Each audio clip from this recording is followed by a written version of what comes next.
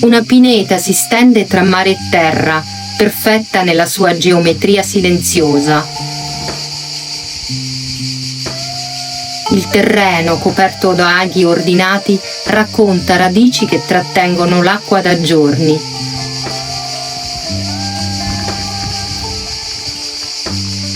Tra i tronchi scorgi stanziamenti d'ombra che si muovono appena nel vento tiepido.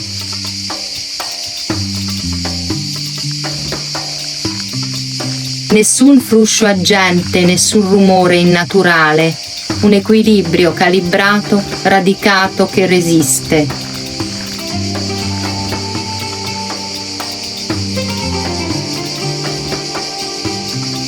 In questo spazio sospeso scorre un pensiero.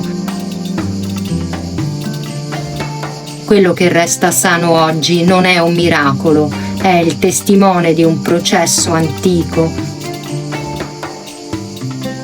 E proprio per questo richiede la nostra attenzione.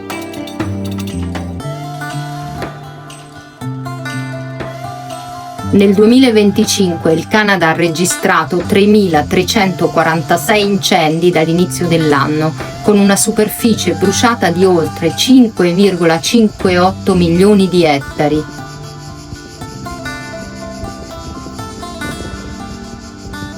Nel 2023 ne erano stati persi oltre 17 milioni.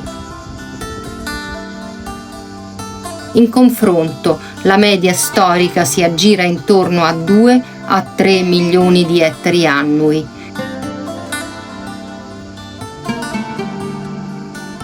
Siamo ben oltre la soglia di normalità. Gli scienziati parlano di zombie fires,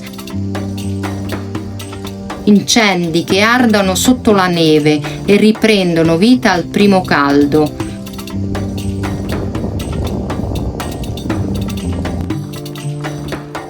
Alcuni restano attivi per mesi, talvolta per più stagioni. Questi fuochi persistono sotto la superficie, alimentati da torba e muschio, che trattengono il calore anche durante l'inverno.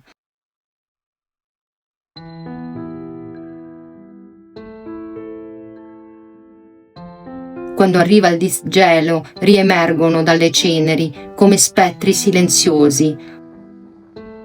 Una nuova forma di fuoco persistente, invisibile, incontrollabile.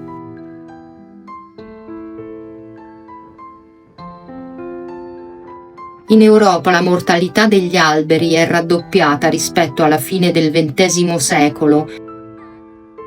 Le foreste alte, mature, stanno scomparendo, soffrono la siccità prolungata, l'attacco degli insetti e la pressione crescente del cambiamento climatico.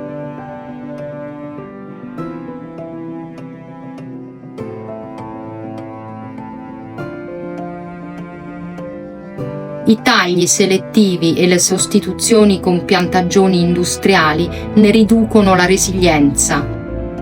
La copertura boschiva aumenta, sì, ma troppo spesso con piantagioni giovani, monoculture instabili, prive di biodiversità.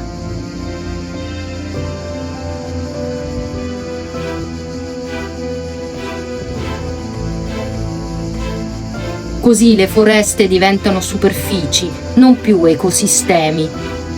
E anche quando pensiamo che c'è ancora tanto verde, dobbiamo fermarci subito. Continuando così, la perdita sarà esponenziale e irreversibile. In Italia le pinete costiere si stanno prosciugando, radici esposte, terra sabbiosa, aghi arsi. Il pino domestico piantato in massa nel dopoguerra non è più in equilibrio con il clima. Quando si perde un bosco, si perde tutto. Il paesaggio, il microclima, la fauna, l'identità e anche il turismo.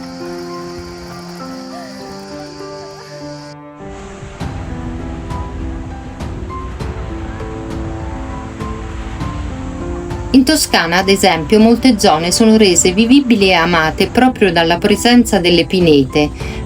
Accompagnano le strade, creano ombra, stabilità ecologica e un senso di continuità storica.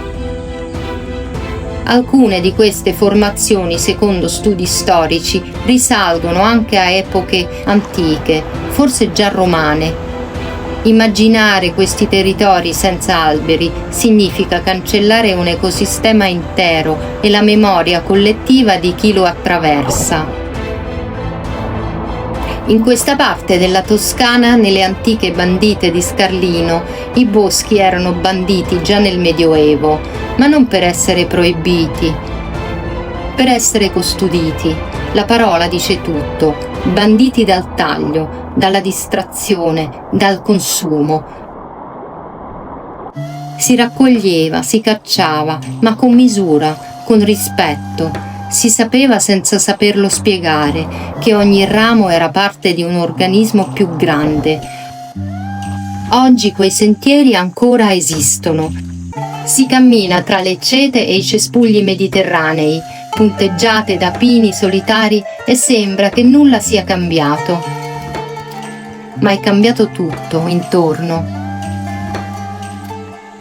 E proprio per questo questi boschi sopravvissuti hanno un valore che non si conta in ettari, ma in memoria, in civiltà, in lungimiranza. In città la differenza è tangibile. Un viale alberato in estate può abbassare la temperatura percepita di fino a 8 gradi rispetto a una strada senza ombra. Quartieri ricchi di alberi sono in media 2 a 4 gradi più freschi. Le chiome rallentano l'evaporazione, rilasciano umidità, filtrano l'aria. Dove ci sono alberi si respira, dove non ci sono si brucia. Meno alberi, meno ombra, terreno più secco, incendi più rapidi. È un'equazione semplice e spietata. L'Unione Europea ha avviato il piano di riforestazione da 3 miliardi di alberi entro il 2030. L'EFI, Istituto Forestale Europeo, e altri enti lavorano a ripristinare foreste miste, resilienti, con attenzione al suolo, alla biodiversità, alle specie autoctone. L'Italia partecipa con il progetto Parco Italia, con buoni risultati iniziali. Ma basterà? Nach 200 Metern erreichst du das Ziel. No, non basta. Non finché piantiamo alberi senza proteggerne altri. Non finché non affrontiamo incendi, siccità, insetti invasivi. La forestazione non è solo un numero, è struttura, è relazione. Una foresta non è un insieme ordinato di tronchi. È un organismo vivente dove ogni elemento comunica. Le radici intrecciano il terreno, gli insetti muovono il sottobosco, i funghi creano reti invisibili, le foglie regolano l'umidità. Solo quando queste connessioni esistono, la foresta vive, respira, trattiene l'acqua, resiste. Dobbiamo ristabilire foreste reali, non piantagioni in fila, ma organismi complessi dove l'acqua, il suolo, le radici e la luce si cercano a vicenda.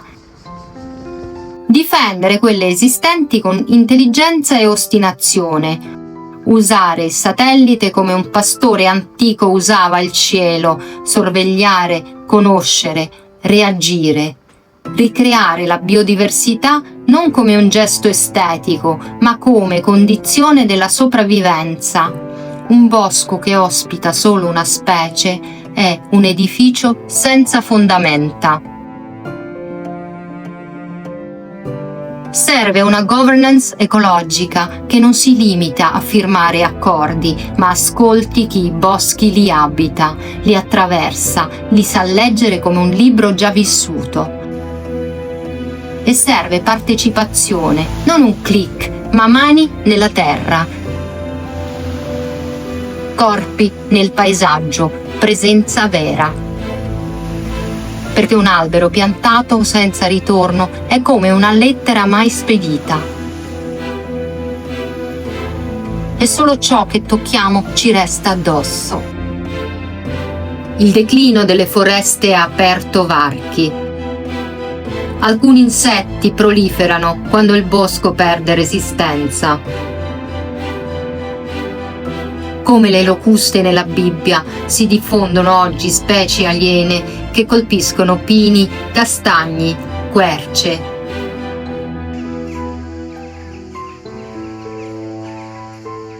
La perdita di biodiversità rende tutto più fragile e quando un ecosistema cade, non cade mai da solo.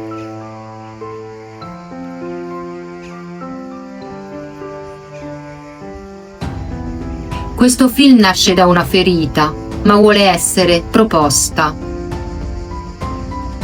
Vogliamo far vedere ciò che accade, ma anche ciò che può ancora accadere.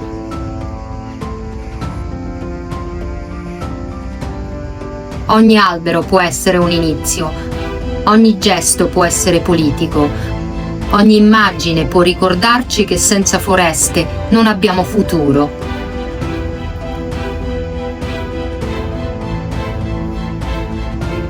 Le pinete non fanno da sfondo, conservano ciò che siamo stati, difendono ciò che potremo ancora diventare.